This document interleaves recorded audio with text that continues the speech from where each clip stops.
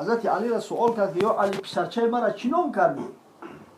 علی جنگاور بود، مشتزم بود، شیر میدان بود آخی.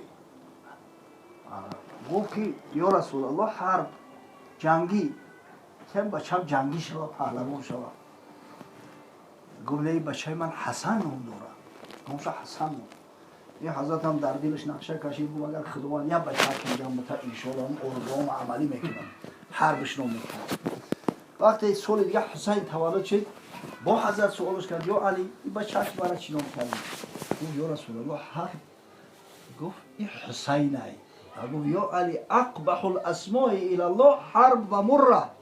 یا علی گفت همین بدترین نام قبیحترین نام در رضی الله عزوجل نام اینمی جنگیه، نام تلخک. مسلمان باید خودش زیبا باشه، بوی خوب داشته باشه، لباسای خوب بپوشه، نام خوشرو و زیبا داشته باشه، نامی که تاریخ داره، نامی که یه معنی داره. همین خاطر هنوز آدم کلونی به عقل عادتا از ما بعضا با امامای حی و پیشواهای قوم همیار هم مراجعت میکنن که این فرزند چی نام بگذاریم. بسیار یه فعلی خوب است، عادتی خوب است، الحمدلله. شاید به همین سبب باشه که دیگه در بین ما خس خوشاک و بیل تور و همین چیزا گم شده است. ولی الحمدلله نیست دیگه. پیش همین مقصد که قبول همین قانون و همون کتابچه بر اومدن عملا که نیست شده بود. همین چیزا دیگه نبودن. دیگه یگان تورالی و تیش علی 20 ساله 25 ساله یافته نمیشه.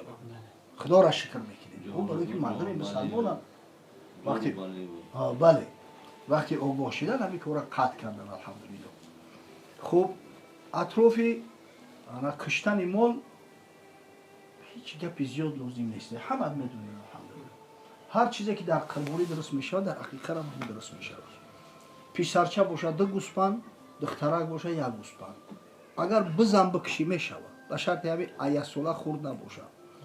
اگر ما بودو کسی دست استیش بر بزنه و یگان گاوم بکشه بقرم بکشه میشه به شرط ایسوله خورد نباشه. اما در حقیقت از همه افضل گوسفند امکان باشه گوسفند کشتن در کار. خب مستحب است که قبل از کشتن گوسفند اما صاحب درک دعا کنه پروردگار رو همین عقیقه فرزند نه. اینا بگذار که عربیش هم که ندونه. از بیبیوشه مادر با روایت اومده است این مثلا. عقیقه فرزند فلانی خدای قبولش کرد. فردا روز قیامت وقتی که خدای تعالی تمام بنده ها را حشر میکنه، حیوانات را حشر میکنه، حتی قصاص گوسفند بیشاخ از گوسفند شاخدار میگیره، همونجا همون را حشر میکنه و او گواهی میده که من عقیقه فلان بنده الله هستم. مستحب است که اگر امکان شرایط داشته باشه مال کشتگی را به 3 حصه تقسیم کند. 1 حصهش مثل قربانی در خونش مونه برای فرزنده و خانواده خودش. 1 حصهش صدقه کند. صدقه از هدیه از جوانمردی با او فرق میکنه که صدقه را فقط در کمبغل کرده میشود، در آدم ثروتمند نمیشود. 1 قسمت که دیگه شاید طعام پزه یارو دوستکوش دعوت میکنه انشالله میشینن از خدا و پیغمبر صحبت میکنن مثل محفل امشبه ما نور علی نور میشود. اما کسی شرایط امکان نداره برادر عزیز مال بکشه همین در خونش استفاده بودن بگیره قیلش میکنه یا خلدیل میگذه تاریتش میکنه اختیار داره. همین آدم کمبغل ایالمند بهترش که خودش بخره. مستحب برای او همین در اسلام حرج نیست. کسی را تکلیف مال و یتاق نمیکنه. امکان نداری بکنه خودت بخور. ایده سر برای خونت گوشت میخری کو 1 سال میخریش نیم سال میخریش یا اختیار در دست خودت. اما سنت پیامبر صلی الله علیه و سلم زنده میشه برادر عزیز. عجب بی غیرت شدیده. دوملو اگر نداشته باشی چیکار میکنی؟ تو خدا همین در دستش تلفن های یا مدل نو میبره تلفنش بد نیست میروه قرض میکنه ای بانک تلفن علیش میکنه برای همین را مهم میدونه. اما چیزی که سنت پیغمبر صلی الله علیه و سلم بهانه‌جویی میکنه. غیرت باشه ان شاء الله که مرد مسلمان اگر غیرت داشته باشه هرگز بهانه‌جویی نمیکنه. خب رکن دوم تراشیدن موی سر. پیغمبر حلق گفته است یعنی تراشیدن. ای تراشیدن نترسه برادر عزیز. از قیچی دیده از ماشینکه دیده تراشیدن افضل است. برای که هم سر کودک پر تازه و خوشرو میشود ҳам торҳои асабе ки дар таи пӯсти сар қарор доранд ҳамоно таҳрик мешаванд, вазбуждатса мешаванд. сабаби хуб шудани биноиву шинавоии тифлак мешавад. чанд фоизе зиёд мешидаст. сари кӯдак тозаву озода мешавад, дигар ягон вирусу микроб дар сараш намемонад. оху биромадан осонай. хела бечора дасту поча мезанад, гоҳ баракиву гоҳ ребакиву хела папитка мекунад ки ба буброяд. вақте ки обдон кафид тамоми микробу чизе ҳастай ку ҳама ҳамун мечаспад дар мӯи сари кӯдак. ҳамин ҷои пашимдори кӯдак ҳамун саршай ку. баъд мо одатан кӯдаки майдара сарша намешӯем. ҳамин як одат пеш омадагӣ ҳамин сари кӯдака ба рӯғани зовути ширина кардагӣ ё агар наёфтан вазалин қатъи ҳам қӣ мешакан ӯ сар ҷилғонди шидагӣ. ӯ сара вақте тозаш кардӣ ҷони ҳамун кӯдак медама. мӯи саршам хушрӯ мебурӯяд. мустаҳаб аст ки мӯи сари тарошидагиро вазн кашидаву ба вазнаш садақа кунанд. мақсад ки чанд грамме мебурӯяд ҳамонқа нуқра садақа кунанд ё қимати нуқрара. ولی بعضی‌ها طلا گفتن میترسن، ترس میگنشون بیچاره‌ها. نقره در وقتی حدیثا طلا ناومده است، فیزا اومده است. فیزا نقره. مثلا حضرت صلی الله علیه و سلم وریق گفته است، فیزا گفته است. نقرهش اون قیمت نیست. همین نقره نوع اولیش 10 سومونی به فکر 1 گرمش در بازار. اگه ترازویی که 3 گرم 4 گرم چین کنه بسیار مشکلی یافتنش. مگر هم برای بازاری زرگرو اهمو بگیری. برای بیاید توکلی انشالله هم 50 سوم صدقه سری هم فرزند یک کمبغل دبیتی عزیمت سوقت میشه بر زیاد هست. ماشاءالله. و نهایت سوم رکن عقیقه نامگذاری است. می‌روید پرسیدیم که طفلک از چی نام کرده؟ گفتن صفیه. عجب نامی زیبا، عجب نامی آشنا. صفیه دختری عبدالمطلب است.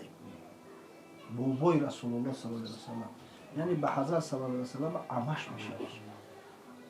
در میان زنهای اسلامی یکی از شجاعترین، با غیرتترین، شیردلترین شد صفیه بنت عبدالمطلب. این زن شیردل پسرش هم طریق پهلوان شد زبیر. حضرت زبیر ابن عوام فرزند صفیه است. نویرش هم خیلی پهلوان برمد عبدالله ابن زبیر. او ای شیر بچه میشود. زنک خودش با غیرت باشه فرزنداش همین مثل خودش میشود. همین خیلی شجاع و دل قوی داشت که در جنگ احد برادر شقیق شد. امیر حمزه را وقتی که گرفتن مسلح کردن گوش بریدن، بنیش بریدن، چشماش کوفتن، حتی شکمش چوک کردن، جگرش برآوردن. برای حضرت صلی الله علیه و سلم گفت که نگذاره که صفیه ببیند برادرش. این اماکوی پیغمبر صلی الله علیه و سلم عموهاش مقصد که همش از یک پدر یا مادر نیستن. پدراشو به یک گای. دیگه مادراشو فرق میکنن. عبدالمطلب زنی بسیار دوره. امیر حمزه با صفیه از یک مادر شدگی نداشت. وقتی که گفتنش گفت که چی میترسی؟ خب برادرم جام شهادت نوشیده است در راه خدا. این سعید شهدا چی میترسی؟ آخه چی برای من میکنی؟ من مادر ندیدم. رفت میگه همین فقط کلمه استرجاع در زبانش داد و فغا نکرده است رنگی زنکای دیگر. همین خیلی شیردل بود. در هنگام حرب خندق وقتی کافرها اومدن مسلمانان را احاطه کردن بسیار وضعیت ناگوار بود. یهودی ها خیانت کردند. یهودی های بنی قریظه که در داخل مدینه بودند. خوفی آن بود که ایدرون ضربه میزنند. گفته شنیدم همین بود که شما بزنید زنا و طفلکای مسلمانان را اسیر بگیرید. از همین خاطر حضرت امر کرد همه را در یک قلعه جو کردند.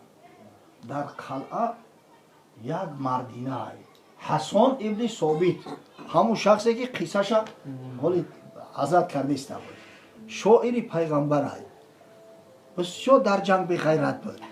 یعنی شاعر مردم اگه جو غیرتی جنگ کنید اون که بگوی شمشیر بگی میگه شمشیر ما قلم نه. یک یهودی رزمیدکا میآید. تمام مسلمان‌ها بیچاره در خندق در پیکار بود دشمن. این کثافت اومده است که دیده است این موضع او شبانه شبخون زدنیه. که بی صفیه دیدش.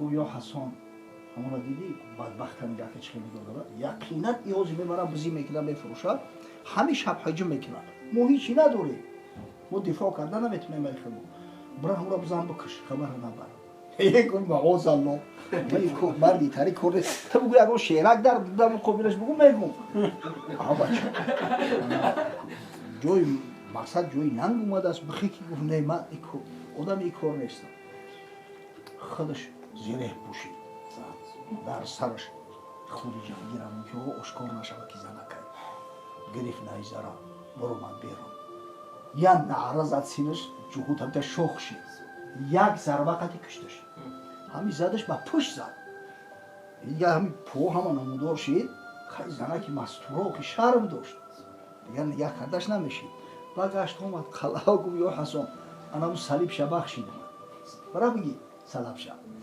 اما وقتی که در جنگ دشمن هم بکشید تمام سر و لباس همون مولیته میشه و ترافه جنگی حساب میکنه همون ترافه ایتا برای بگی گفت ای خچم بزرگ با ای ترافه جنگی شد اوه گفت برای برای خوب نیست اورا کشودن زنه که مو مقصد یگون عورتش نبود نه گفت دعفش کن ای خچم بزرگ با ای ترافه شد نه خیلی زنه بود بی بی صفیه حضرت به حد دوستش بود بسیار احترامش میکرد دوره میگه بالای که آخونده گفت که یا معشر قریش ای گروه قریشی ها از خدا بترسید گفت اتقوا الله لا اغنی عنکم من الله شیء فردا روز قیامت اگر شما با شرک و کفر برید شما با عصیان برید دیگه از دست من یگان کاری ساخته نیست باید جوری شما را خلاص کرده نمیتونه نگه دارن هم